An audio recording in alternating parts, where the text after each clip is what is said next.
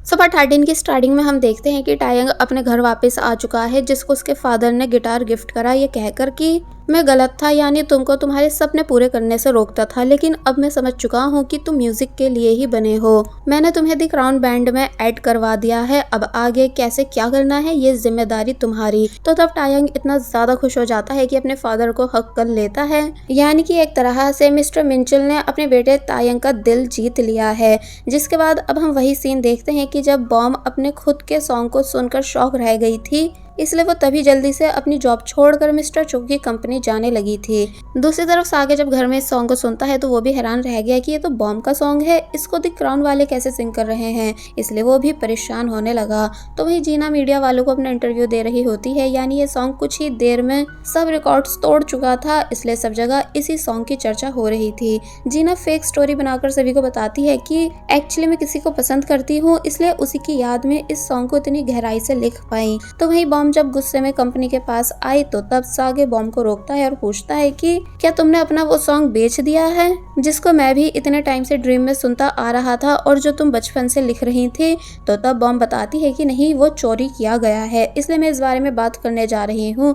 सागे बॉम को रोकने लगा कि ऐसा करना ठीक नहीं, शांत हो जाओ और शांति से काम लो। तो तब बॉम कहती है कि मेरे रास्ते से हट जाओ, वरना मैं तुम पर भी शक करने लगूंगी, क्योंकि ये सॉन्ग तुम्हारे और मेरे अलावा किसी और को पता नहीं था। सागे हैरान हुआ बॉम की इस बात से और फिर तभी बॉम यहाँ से चली गई। वेल अब नेक्स्ट सीन में हम देखते हैं कि बॉम को कैसे अंदर जाने नहीं दिया जा रहा था, लेकिन जीना आती है और बॉम को अकेले में बात करने के लिए ले जाती है। फिर बस बॉम ने सभी इल्जाम लगाए कि ये मेरा सॉन्ग है, तुमने इसे चुराया कैसे, तुम ऐसा कैसे कर सकती हो। कि तभी बॉम को याद आने लगा कि जब मैं वैन में गई थी तो तब जीना मेरे बैग के पास थी, इसलिए इसने तब उस सॉन्ग को चोरी करा होगा। इसलिए अब इतना तो बॉम को समझ आ चुका है कि सागे का इस सब में कोई हाथ नहीं, बल्कि जीना ने ही सॉन्ग चुराया था। लेकिन जीना मानने से मना कर देती है कि उसने कोई चोरी नहीं करी, बल्कि कहती है कि ये सॉन्ग मेरा ही लिखा हुआ है और अब मेरे पास इस सॉन्ग का फुल कॉपीराइट भी है।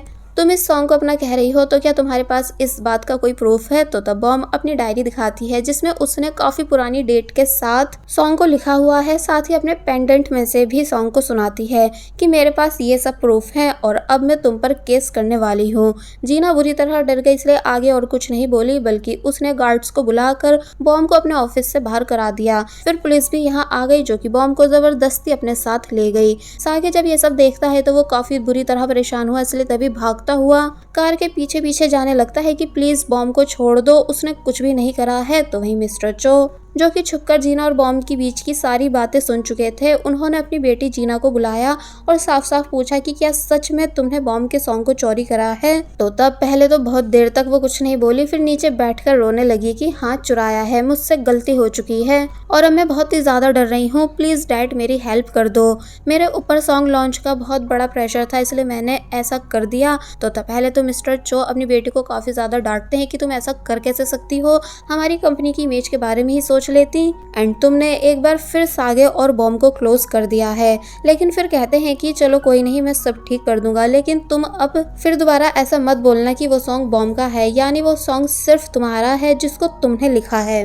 वेल अब हम पुलिस स्टेशन का सीन देखते हैं, जहां इससे पहले कि बॉम पुलिस को सच बता पाती कि उसका सॉन्ग चोरी किया गया है, लेकिन तभी सागे यहां आकर बॉम को रोक देता है एंड ऑफिसर से कहने लगा कि ये मेरी गर्लफ्रेंड है, जो कि हमारे ब्रेकअप की वजह से थोड़ी परेशान है। और फिर तभी बॉम को जबरदस्ती भाल ले आया। बॉम बहुत ही ज्यादा गुस्से में थी एंड सभी को बताना चाहती थी कि मिस्टर चो की कंपनी ने उसके साथ अच्छा नहीं करा है, साथ ही जीना को भी सबक सिखाना चाहती है। तो तब सागे कहता है कि देखो, हमें कोई भी काम विदाउट प्लानिंग नहीं करना चाहिए, क्योंकि सामने वाली पार्टी हमसे कई ज्यादा स्ट्रांग है एंड वो कुछ भी गलत कर सकती है तुम्हारे साथ। तो तब बॉम आगे पर गुस्सा करने लगती है कि लेकिन तुम क्यों बीच में आ रहे हो, मैं तुम पर भरोसा नहीं करना चाहती हूँ, जो जब चाहे आ जाता है और जब मन करे छोड़कर चला जाता है। सागे कहता है कि मैं मानता हूँ कि मुझ पर अभी तुम ट्रस्ट नहीं कर सकती हो, लेकिन मैं सिर्फ तुम्हें विदाउट प्लानिंग कोई भी गलत कदम उठाने से रोक रहा हूँ। बॉम आगे से कोई भी बात करना नहीं चाहती थी, इसलिए तभी वो यहाँ से चली जाती है। जिसके बाद अब हम टायंग को देखते हैं, जो कि मिस्टर चो की कंपनी आ चुका है,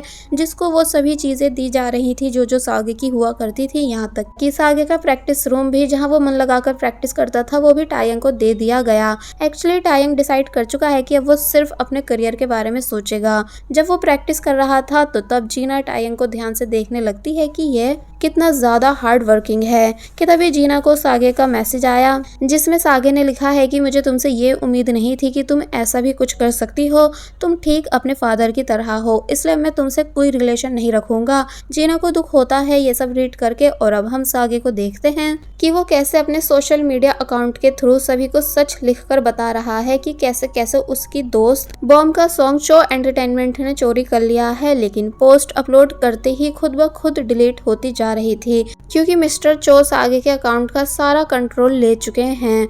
दूसरी तरफ बॉम्ब एक लॉयर से बात करने आती है और उनसे केस लड़ने का बोलती है, लेकिन वो बताने लगे कि मैं कभी कोई केस जीता नहीं हूँ, ऊपर से तुम मुझे डायरेक्ट चो एंटरटेनमेंट से लड़ने के लिए बोल रही हो।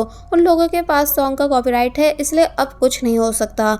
तो वही सागे रिपोर्टर हान से मिलता है और उनसे सॉन्ग की सच्चाई को बाहर लाने के लिए बोलता है क्योंकि वो हमेशा सच का साथ देते हैं, लेकिन इस बार वो मना कर देते हैं क्योंकि कोई भी मिस्टर चो से पंगा नहीं लेना चाहता। और जब जाने लगे तो तब सागे बोला कि मैं आपकी कॉल का इंतजार करूंगा। अब हमें दिखाया गया कि सागे जब वापस मैनेजर मिन के अपार्टमेंट आ रहा होता है तो तब जीना पहले से यहाँ मौजूद थी सागे से बात करने के लिए। फिर पूछती है कि तुम मेरे साथ ऐसा क्यों कर रहे हो, यानी तुम इतने कंफर्म कैसे हो कि वो सॉन्ग बॉम्ब का ही है, जबकि तुम्हें मेरी साइड होना चाहिए था, मुझ पर ट्रस्ट करना चाहिए था।